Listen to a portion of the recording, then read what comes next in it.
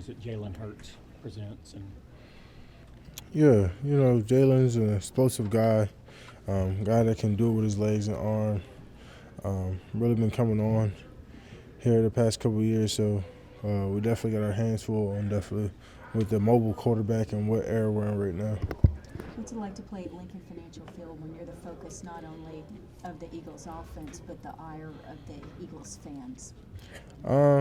It's always cool. I think the atmosphere last year was pretty exciting.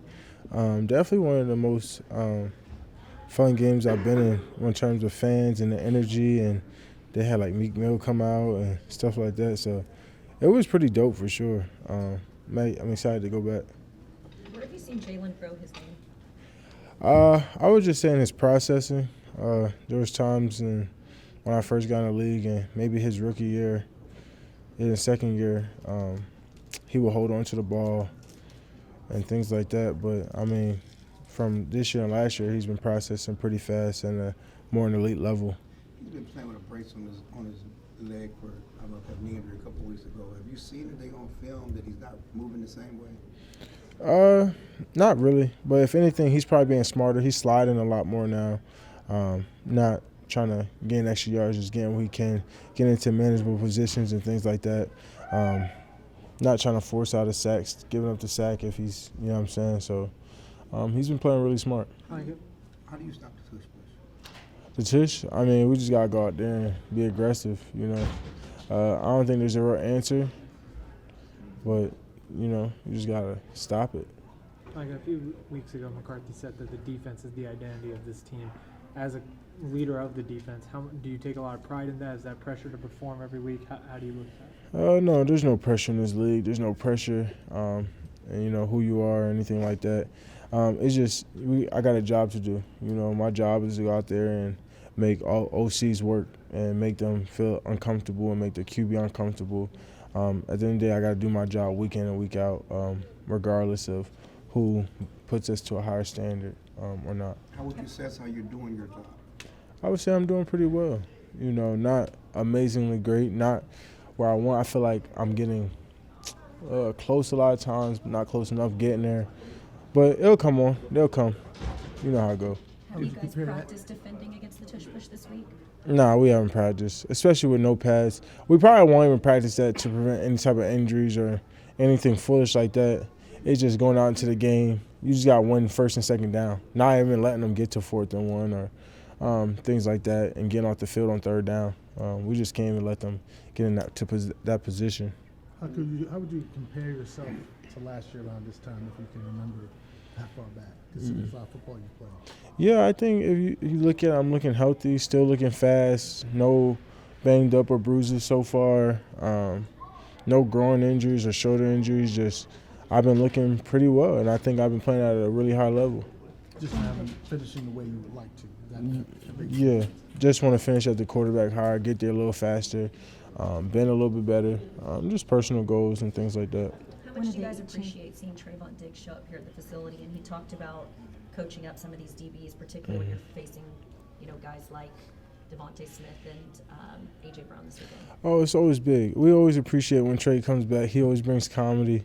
Definitely miss him in the locker room, miss his energy out there in the field. But, Trey's a true leader. That's why we extended him, and that's why we kept him around as long as possible because of the type of person he is. One of the changes the Eagles have made since you last played him was bringing in Swift at running back. What have you seen from him in regards to how they utilize his skills? Swift's a Philly guy. He's a PA guy. I've known about Swift since high school. Swift's, he's an elite talent. He's very fast, shifty, pass catching, coming downhill, not afraid to put his shoulder down. He does it all. He's an every down back. So, he always brings great challenges. Do truly hostile environments like Philadelphia, do they energize you or do you try and tune it out more? To be honest with you, you don't even worry about who's out there. You so locked in on what's in front of you and what's going on that you really don't even notice the fans. You don't really take notice of the fans. You probably take them during the national anthem and you look around, the whole fireworks spill like that. But if you really locked in on the game, you're not worried about nothing that's going on. And that's just how it should be. To hear your quarterback essentially say, if you see me in a fight with the bear, help the bear, don't help me. You're typically the vocal guy giving bulletin board material. What did you like about him saying that ahead of this rivalry game this weekend? Yeah, you know, that's you love to see that confidence in your leader, your quarterback. Dak's confidence is through the roof. He's been playing at a really high level. I think he deserves more credit than what people are giving. And even though he says no, I'm always going to side with him. He's my guy.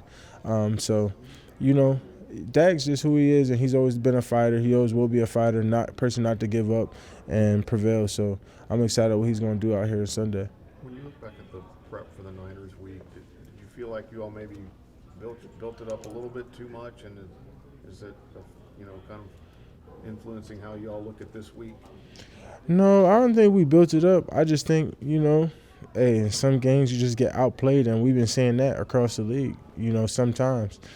Sometimes you get out schemed. Sometimes you get, people are more prepared than you are in that moment. And it can happen on any given Sunday. It doesn't matter who you are, who you have. Sometimes, just not enough. So I don't think it's that. I just think in terms of this game, it's just another game. We see them again in another 4 weeks, and it's November football now. So this is where cream rises to the top. What's it like seeing Deron Bland behind you, third pick six of the season, setting a team record? Yeah, DB's been stepping up before us very much so. When J. Lou went down, went inside. When Trey went down this year, went outside. Interchangeable guy that comes in very quiet but works his butt off, strives to be better, gets better every day, learning from Gilly. He just does it all right all the time. I don't even think he's had a hiccup since he's been here, so there is no surprise in his performances. Do you remember your first impression of him last year when he got here, Deron? Yeah, I just remember he just didn't say much. He's a guy you got to go talk to him if you want to talk. He ain't going to scream in the locker room like us. He's not going to be like that. He's going to stay to himself. And then when he made his first play, I was like, man, this kid's good. And he's been. I think if you really look at it, I don't think we got very lucky getting him. Still doesn't talk much, right? Still doesn't talk much. Do you feel like your off-season training has kind of helped you be able to stay healthier at this point this season compared to last year? Yeah, for sure. The work I put in is definitely I definitely see the difference in my body, how I feel, even taking care of my body and where I'm at each day of the week, talking to the coaches and staying ahead of the game. I've been staying ahead of the curve, and I think that's the most important part. Does this offense put you more in a bind than other offenses that you go against in terms of their RPO game and things like that? No, and it's not even because, RPO, I think every team does RPO. I just think the players make the difference in RPO.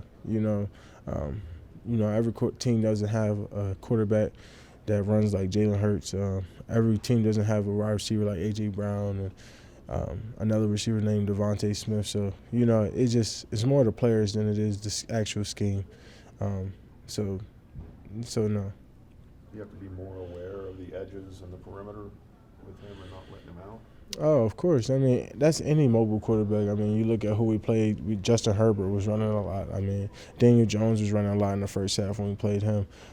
You always got to be conscious, but the really good ones and with the really dynamic weapons, they want to extend the play. They don't want it to be quick because that's living in our world. They want to be able to, make the play go longer so that way they could make bigger plays. They're a big splash team.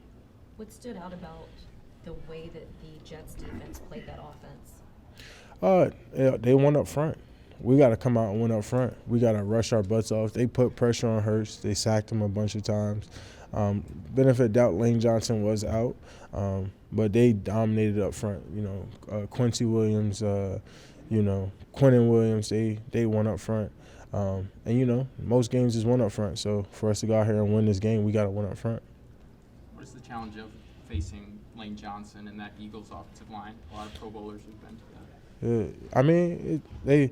It's always a great challenge, but at the end of the day, they got to face us too. I know they looking over like how are we gonna, when Mike is here, what are we gonna do? When Mike is there, what are we gonna do? At the same time, they got to scheme me. At the same time, I got to prepare to go against them. So iron sharpens iron. It's gonna be a battle up front on Sunday.